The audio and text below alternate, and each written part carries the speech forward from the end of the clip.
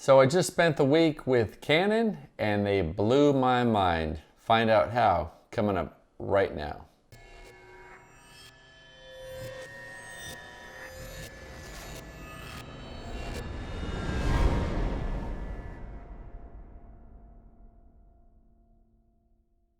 Okay guys, so it's late. I just spent the whole day working.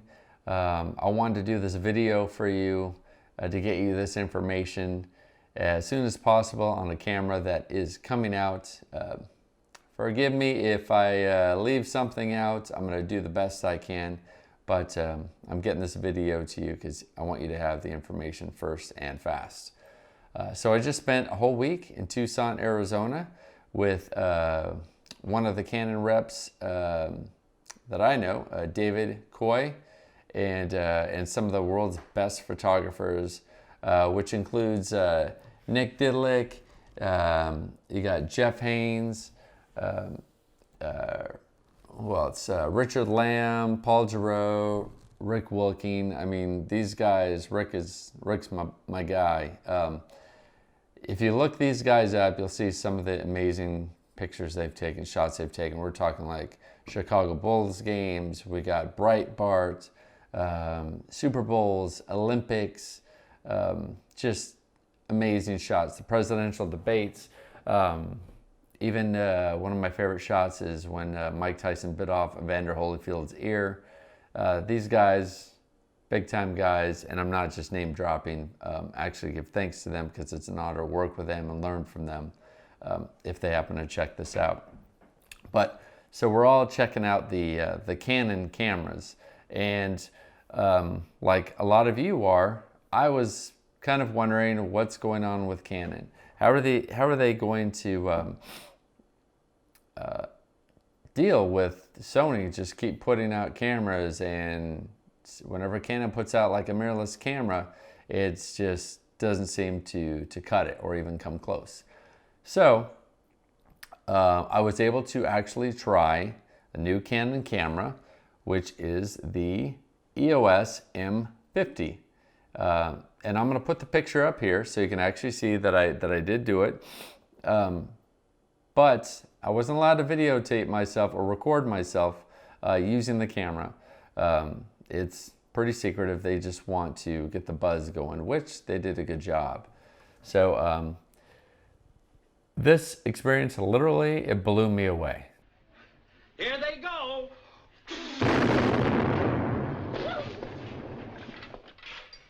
When I used it, I noticed it was small, and I'll go into the specs here in a second. It was small, and which was a little bit of a concern when I saw it coming out of the box, because the Sonys are small and I have big hands, and a lot of you photographers out there have larger hands. But the ergonomics made it really, really comfortable.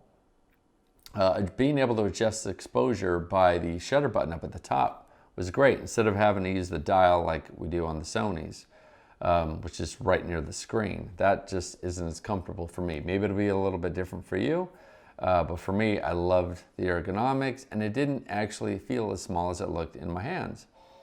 It has the expandable screen, instead of it just coming straight down and out towards me like the Sonys, which I've always been kind of like, why don't they just switch it out?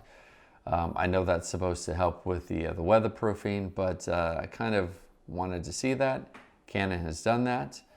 I'll go into some of the specs now.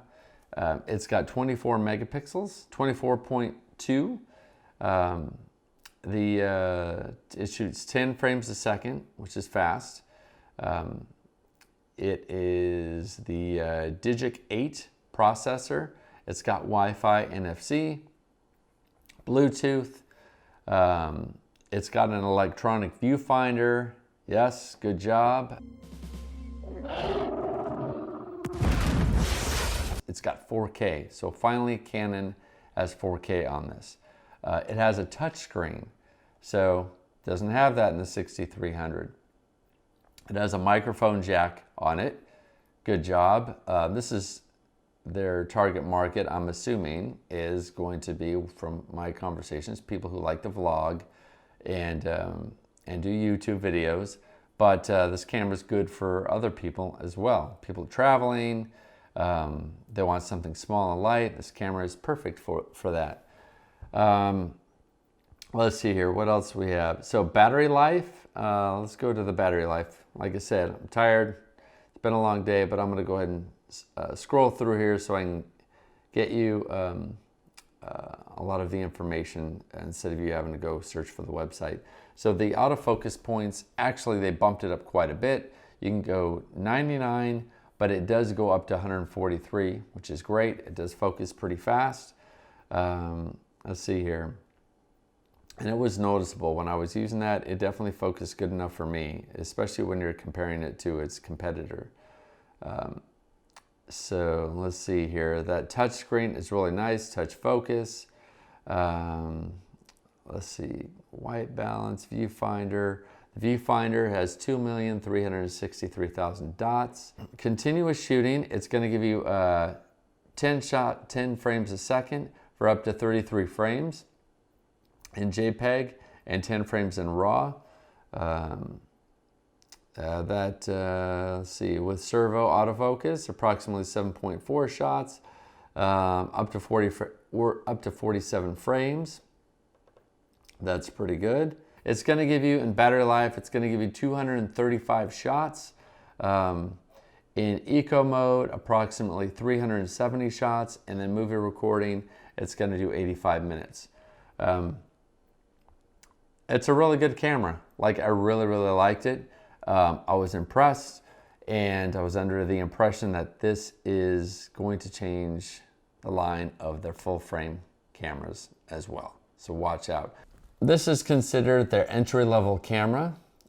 So when you compare it to the 6000, which is, I believe, 5 years old now, the 6300, it's actually in that price range, and the 6500.